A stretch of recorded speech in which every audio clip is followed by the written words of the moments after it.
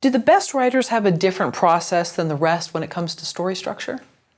In large part, yes. I mean, first, I think it's really important to sort of look at this big picture. The way I look at it is, you're a writer and you have something you want to write, you're really excited. And at some point, you're gonna have to figure out the story and the story structure. Some writers wanna do that right away. Some writers wanna dive in and do a bunch of writing and kind of figure it out as they go along. But at some point, you're gonna need to figure this out. And the way I look at it is like you're in this valley and there's a mountain, and on top of the mountain is the promised land. Top of the mountain is a script that is just pitch perfect story structure. It never lags, it's not episodic, it's always escalating. You know, when people read it, they're like, oh, this is an amazing story. So we all wanna get to the same place. And I believe that there's different paths that go up the mountain to the top. And there are a lot of false paths, which are paths that you can be on for a very long time and they never get you there.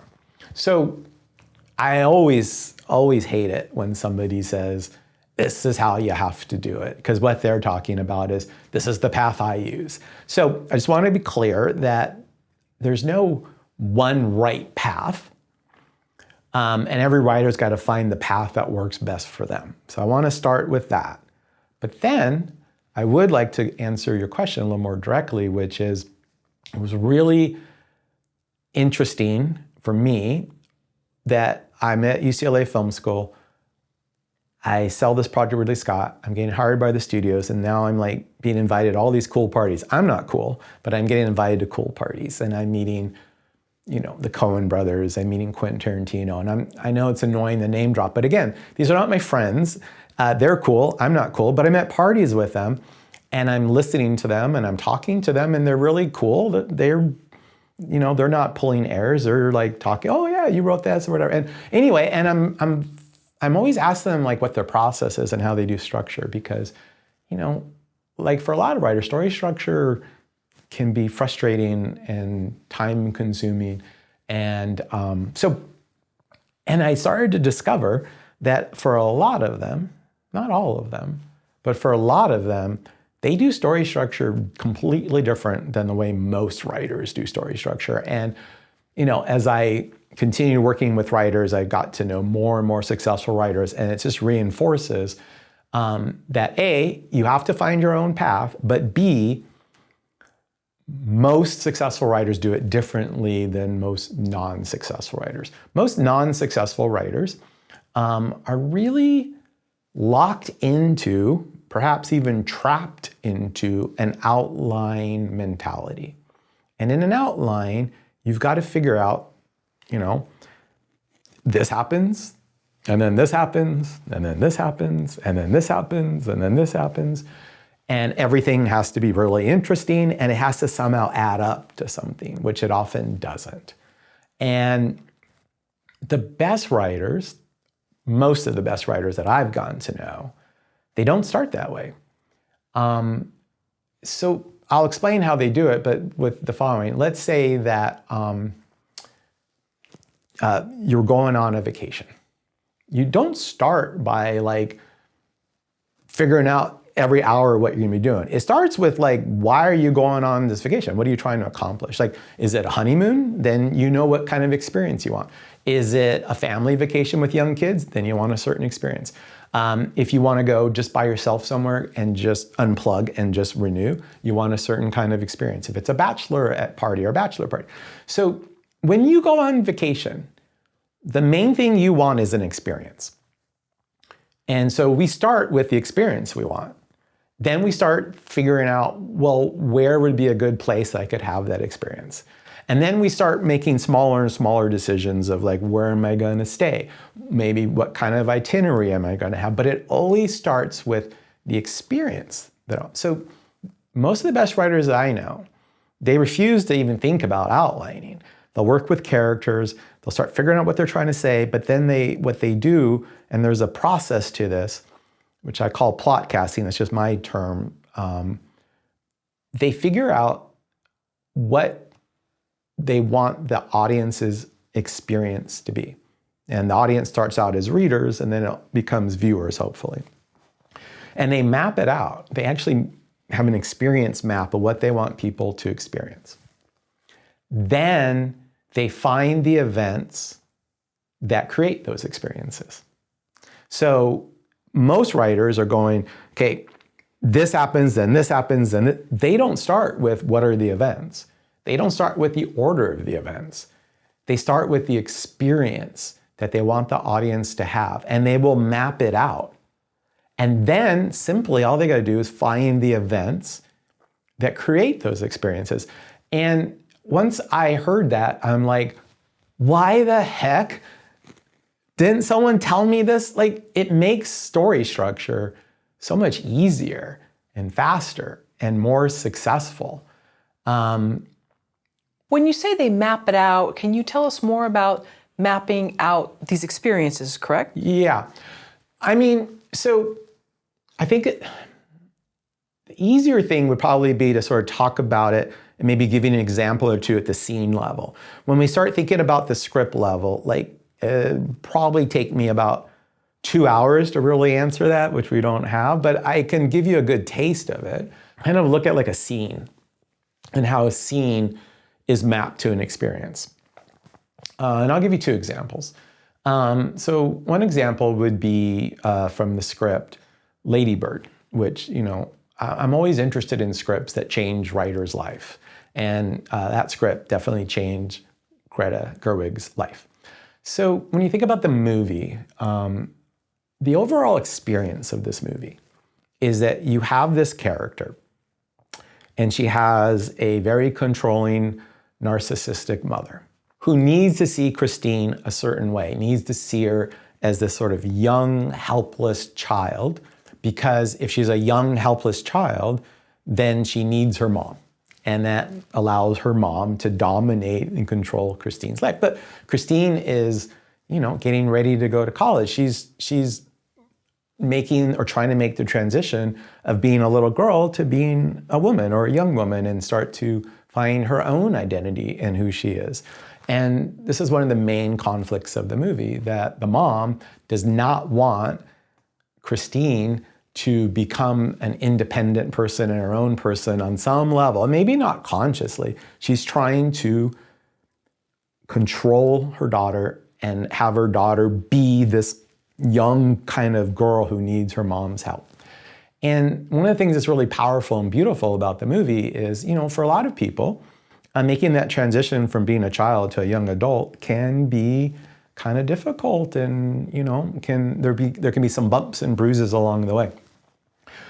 But what's really kind of tragic for people who grow up with domineering narcissistic parents is you have to rip yourself away from them, and that is really painful. I mean, and it's really hard and it's really painful. So that's big picture. That is one of the main, the experience map of this movie. And early on, what Greta Gerwig does brilliantly, and it's something that you see I'm always looking at those scripts that change people's lives, and this is something I see a lot, so it's something I teach writers to do, is she gets us to experience all of that in one scene. And then, of course, it's going to play out in rich detail and with escalations throughout the movie. But very early on, at least, see, the thing about experiences which are interesting is we're not always consciously aware of the experience we're having. So if you're watching a TV show or a movie and someone comes in and says, "What happened?" You're like, "Oh, I can tell you the plot, and I can tell you if I think it's funny, or I can tell you if I'm interested or not," but you're not always aware of the underneath experience you're having. But the best writers, they start with that underneath experience, and then they find the events that are compelling that get you to have that experience. So there's a scene early in the movie where they're in a car and they're driving, and they're having this conflict. They're having 2 conflicts. And the first conflict is that Christine wants to go back east to college, to a literary college, because that's who she wants to be. At least at that age, that's who she aspires to be. Also, they live in Sacramento. So back east is getting as far away from her mom as she could in the continental US. not surprising, her mom's like, oh no, you would fail. You have to stay here and go to school here, live at home. So that's a conflict. But the bigger conflict is Christine is demanding that her mom call her Ladybird as her mom agreed. And the mom is refusing, even though she had agreed to it. And this is the experience of Christine saying, I'm Ladybird. And she doesn't say this, but it's Ladybird is the identity she's given herself. Christine is the identity that the mom gave her. So the mom is like, you are Christine, you'll always be Christine. And she's like, no, I'm Ladybird. So the movie level conflict is playing out specifically in this scene. And Christine gets so upset. What does she do? She unhooks her seatbelt and throws herself out of the car. And then we see that she's broke her arm, or at least hurt her arm.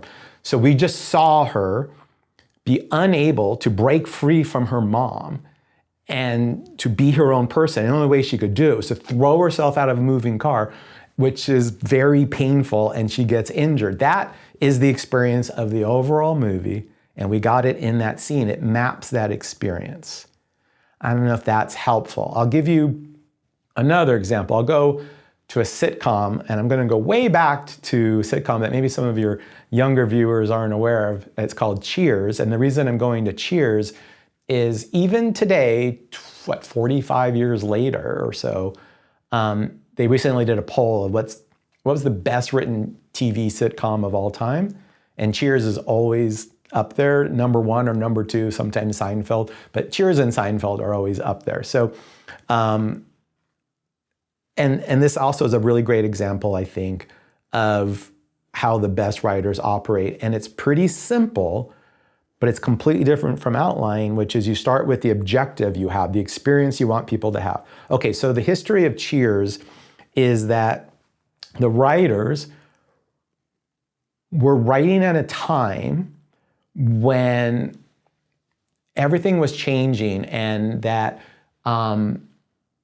people weren't necessarily just going from their childhood to getting married and having their families.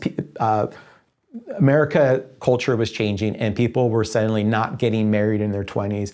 And so suddenly people had to find different kind of families, unconventional families. And they were interested in doing this in a bar, because Boston, the local bars, and that is a sort of a weird, dysfunctional family type experience. And they want to do a sitcom, It was like a family sitcom, but instead of a literal family, it's a family in a bar. And the network liked the idea, but they were really scared and wasn't sure they wanted to do it, because at this time, if you're on network TV, you don't want to offend anybody. And you want to have a TV show where people could have it on and their children could walk through the room and they would be okay with it. And back then in 1980, a lot of people had a real negative connotation about bars.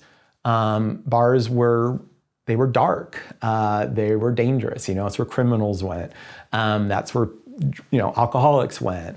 That's where men went to cheat and all of this. And so the idea was, we love this idea of doing like a family type sitcom in a bar, but I don't know if we could really do a bar, in the early 80s. I think that might be a little too edgy for people in our audience.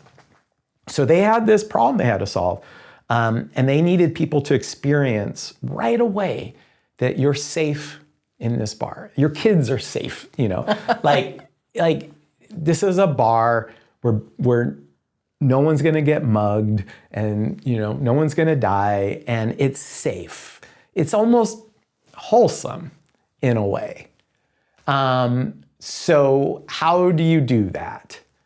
And so they use plot casting for the very first scene. So if you're doing a sitcom and you're doing the first scene, probably you're introducing the main character in their world in a way that's funny, that gets you to go, oh, I really like that person. I laughed, I'm charmed, I want to spend time with them.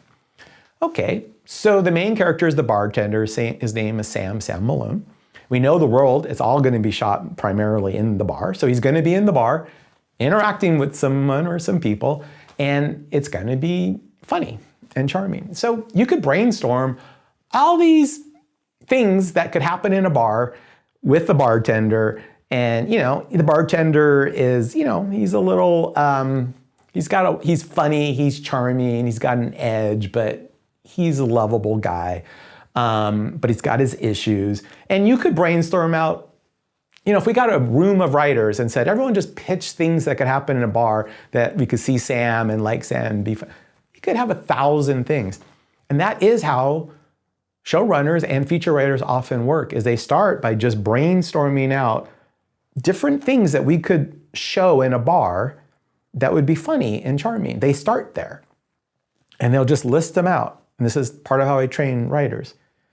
Now, what is the experience you want? You want people to feel safe in this bar. So now look through all of these options. And what is an option, or what are some options that could be used in a way that, yes, it's got to be funny and charming, but gives this underneath experience? And what they went with, this is the very first scene, and this was done very strategically through plot casting, is Sam's alone in the bar. It's early, just maybe open, and he's cleaning, and this kid walks in. I mean, he's like 14 or 15 years old.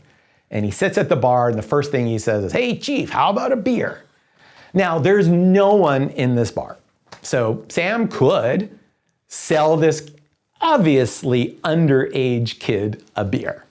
And his first line is, "Hey, Chief, how about an ID?" And then the kid's like, "An ID." He's like, really thinks it's really funny that, you know how it is, like when you're of a certain age and someone IDs you, you're like, "Oh my God, you made my day." You think, so he's not doing a good job. And Sam is warm about this. He's not going to humiliate this kid, but he's also not going to give him a beer, and he's going to be kind of playful about this. So the kid pulls out his ID and slides it to Sam, and Sam looks at it and he starts to smile, but he keeps a straight face, and he goes, "Sergeant whatever, he's 28 years old and he's a Vietnam vet," because it was like 1980. "So you must have served in Vietnam." He's like, "Oh yeah." He goes, "What was that like?" And he's like, "Oh, it was gross." And Sam's like, "Oh yeah, that's what vets always say, it's gross." And the kid's talking about and Sam is busting him in this really playful way, and then gives him back the ID and says, "I'm sorry, soldier," and the kid leaves the bar. So it's like, does that alleviate all of the network's concerns? No, there's going to be more scenes in this pilot. That's what the whole pilot's going to do. But right out of the gate, they purposely picked a situation where Sam's funny and charming. He busts this kid in a playful way, but he busts him with compassion. So Sam could tease people and have an edge, but he has a good heart, so we know that. But also and it was also purposely shot in the day, so it's very bright and light, it's not dark. And the very first thing is a kid comes in and wants a beer. And the bartender was never gonna give him a beer, even though no one would ever know. So that right away, unconsciously perhaps, you feel like, oh, okay, this doesn't feel so dangerous. This doesn't feel so tawdry or dark. I kind of like this guy. And then if you watch the whole pilot, it's a masterclass in plot casting, because the whole pilot is to get you to feel safe in here, know the characters, love Sam and Diane, and want to come back every week to spend time with this crazy dysfunctional family, which everyone did. It was the highest rated show for, 7, 8, 9 years, or I don't know.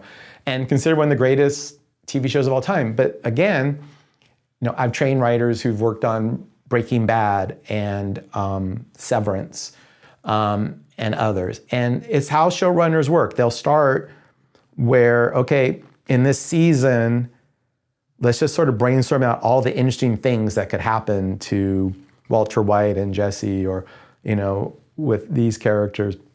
And they go for volume. Then they map out the experience they want people to have. Then they find the events that create those experiences. And I love teaching writers that way, because they always get so mad because they're like, "How come no one taught me to do this sooner?" And that's what I said, when I experienced this first time, because it really makes story structure so much easier, faster, and far more successful. Is that the way all successful writers do it? No.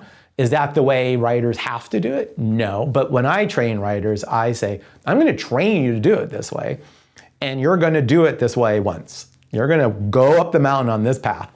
And 90% of the writers I train this way come back down the mountain. They're like, I'm always doing it this way. And some people are like, this doesn't really work for me. I want to do it a different way, but I'll incorporate some of this into it. So I always tell people, don't ever listen to anyone that tells you this is how you have to structure your stories. That said, I think it'd be foolish to ignore how most successful writers do it and at least try that to see if it'll work for you. Because the problem with an outline is like, you're kind of like working on, you can only see the trees, you can't see the forest. And so anyone who's watching this, if you want to try this, instead of starting with this happens and this happens, this happens, and lock yourself into an outline, start with the experience you want people to have and back into the events that create that experience. So that opening of the series with Sam at the bar being playful, but also being parental with this teenager who's trying to it's a great way of saying drink. If they had started it in another way where they just showed the bar all busy and maybe having to cut off some drunk person, then maybe that would have shown Sam in a different light. And the bar in a certain way. And people might have said, oh, I don't think I want my kids in the room, or like, this is uncomfortable. Okay. Maybe. And so, in fact, we'll never know, but if it started that way, it may have been canceled, may not have been successful. Right, so we needed to feel safe with Sam, safe with the bar, and know that he was a good guy even when no one was looking. Perfectly said. Okay, and he's got a sense of humor and an edge, which is fun, but he's got a good heart. But yeah, that he's a good guy when no one's looking. I think that was I think you're spot on. That's really smart. You'd be a great writer. Maybe you are a writer. And yes, and that is how most of the best writers structure their stories. Thank you for watching the video all the way to the end. Here is a complimentary question from our book Story Questions.